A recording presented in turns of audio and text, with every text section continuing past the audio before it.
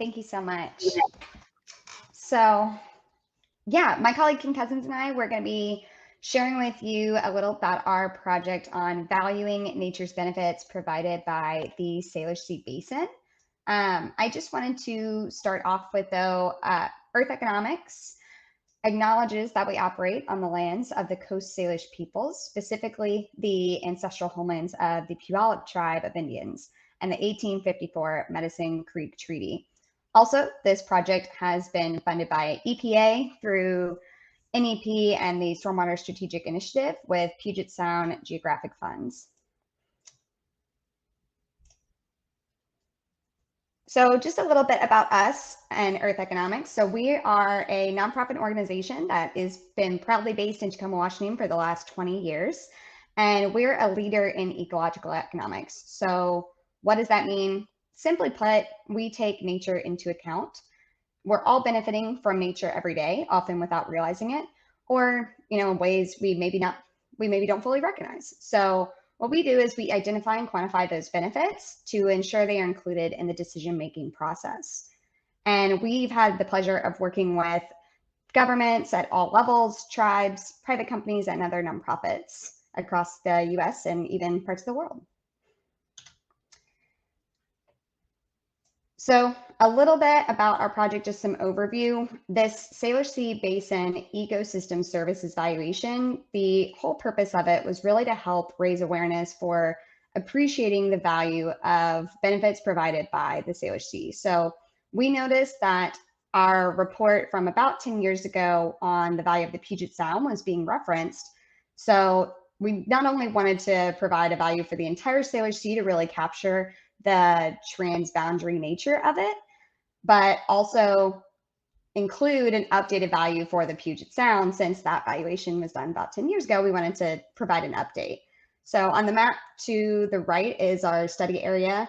And so just for anybody that wouldn't be familiar with what the entire basin would encompass.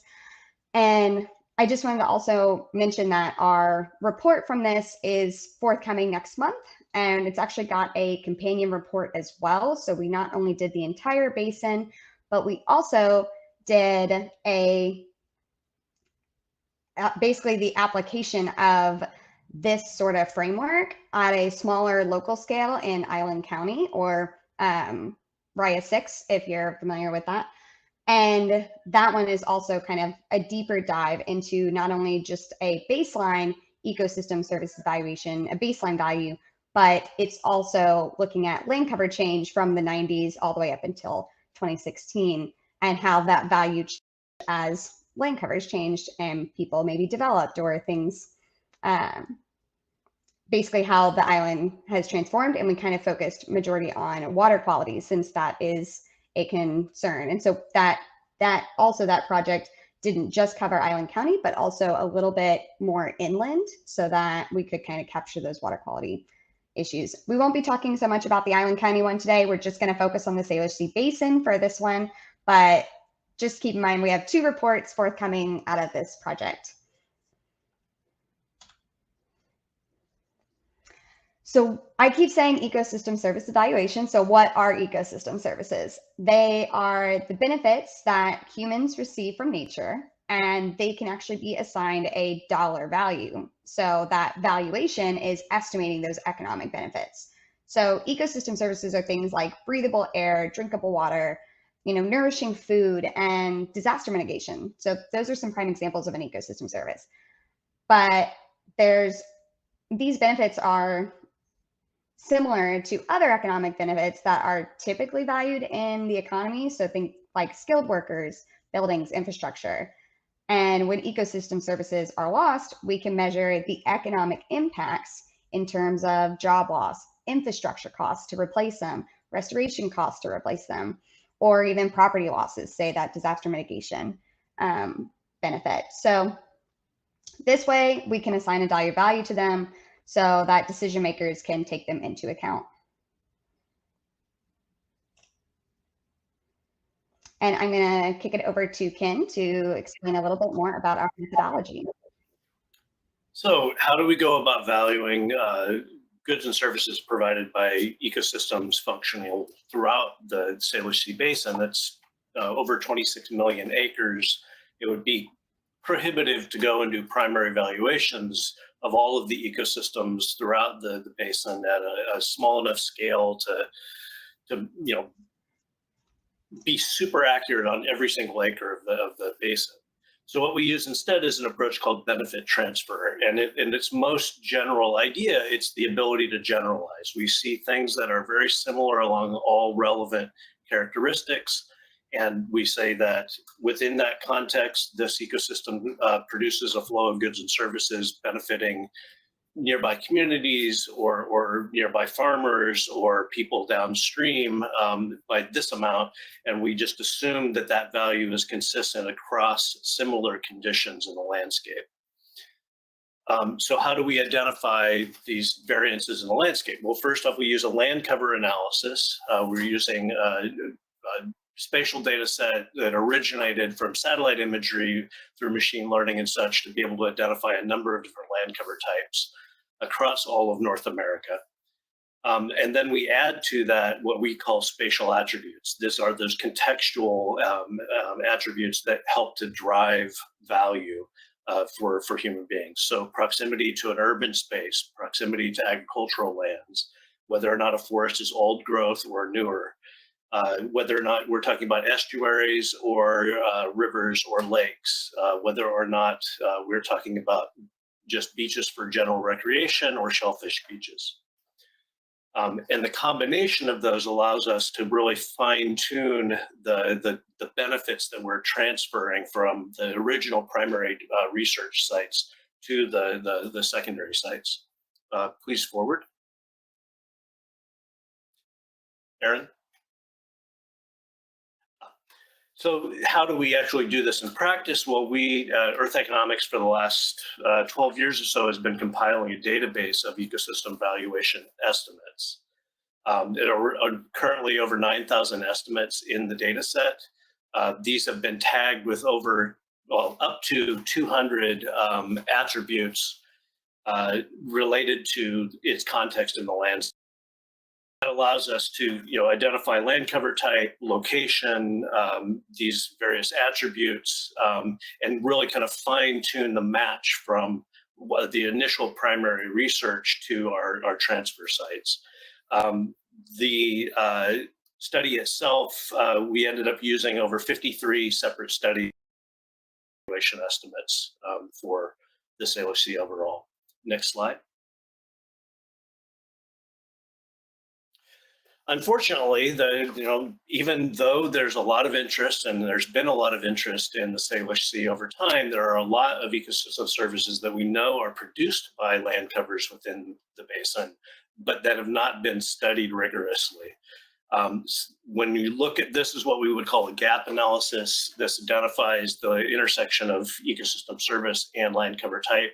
Where it's a dark blue, those are the ones we are able to value because we had literature supporting valuation estimates for those.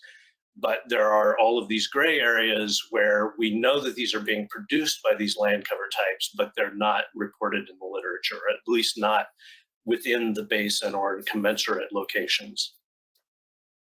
Next slide.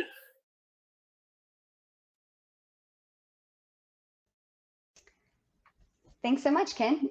I appreciate you going through the methodology with them. So I'm going to kind of present a little bit about our results. So we have those reports forthcoming, but we decided we wanted to make a web map that would be publicly available to really so that people could really use it as needed for going to grab maybe specific to your country or also your, oh, it's going to freeze up on me a little bit.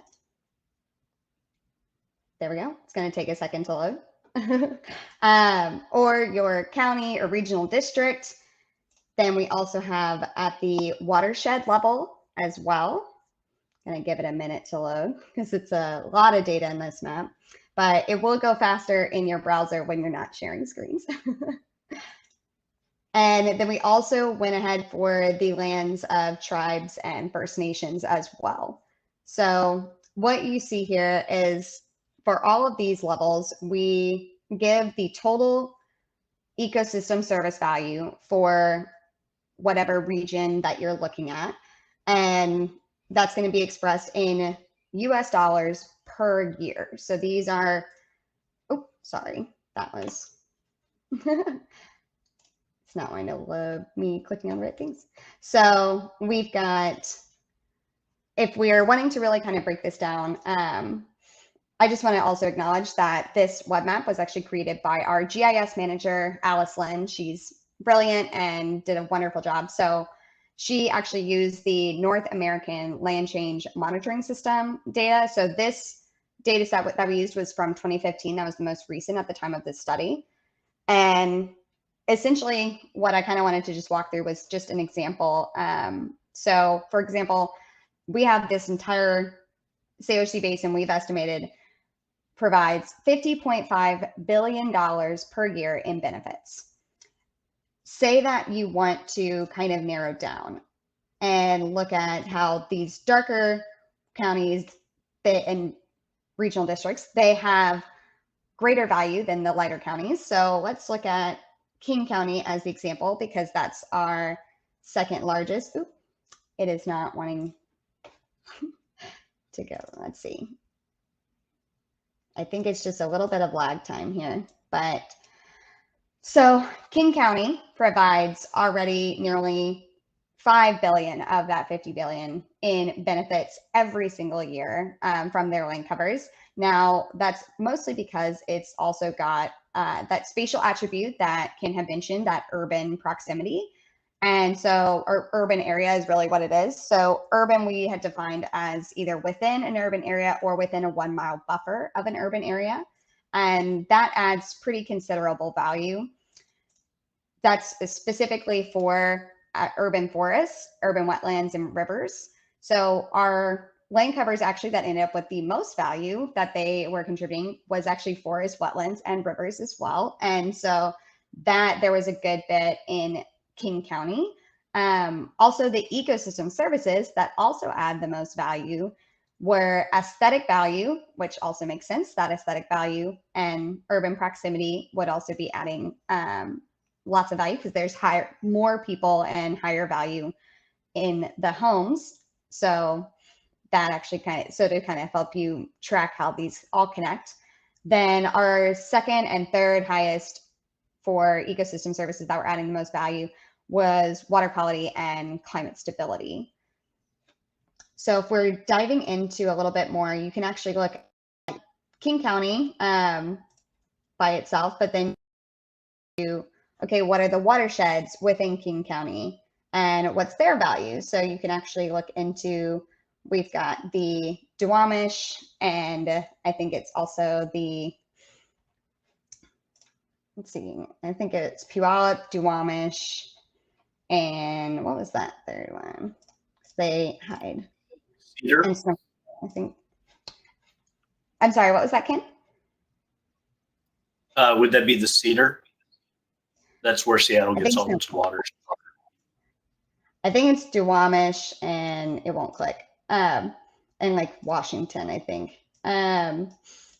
So you can actually dive into a little bit more on these individual watersheds within a county or within whatever area you're looking for, and go even a step further and say, okay, what are the, still did again, the tribes and First Nations that might have their area within that county as well. So we've also got some land from Muckleshoot and Puyallup tribe, a little bit fall into that area. A little bit of the Puyallup tribe, because a good bit of that is actually in Pierce County, for those not as familiar with the area. So there's a little bit of overlap with that one. But yeah, we basically wanted to give an opportunity to kind of look at the value at a lot of different levels and make this publicly available so that y'all can use it as needed and reference it. And if you have any questions, we're absolutely happy to answer those. You're welcome to email us at any time if you're ever using this web map and you maybe want to know kind of what are some of the ecosystem services that make up that particular one. If you're looking for something, we're happy to help. And yeah. Yeah, the reports that are coming out next month will go into considerably more detail. Yes. very much so.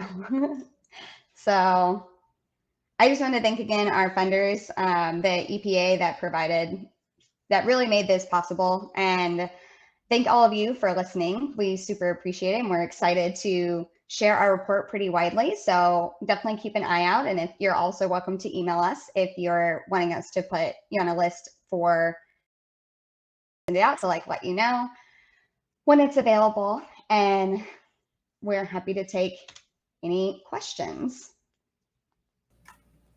Thank you so much, Erin and Ken. Again, to our audience, please feel free to add questions in the discussion forum or the live Q&A.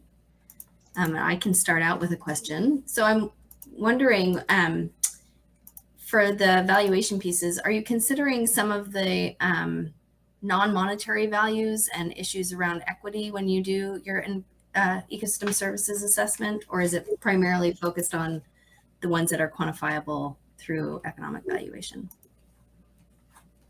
In our work generally, we definitely address ecosystem service benefits that can't be monetized. We identify those and say, this is a concern. There's also, many of those gray areas on the gap analysis include values that could not be quantified easily, or perhaps not even should be quantified or valued. This project in particular, we're just trying to establish what's known as an asset valuation. Again, it's largely meant to kind of frame natural ecosystems throughout the basin relative to, say, the size of other industries, and to point out that virtually every industry in the region relies on these ecosystems in multiple ways. That's great. Thanks, Ken. I see a couple of questions have popped up.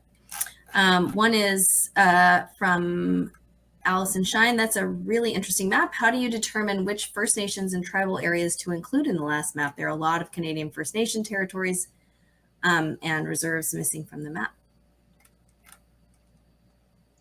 They might have looked like they were missing. They're very small in comparison to the whole area. If you zoom in, they might be there.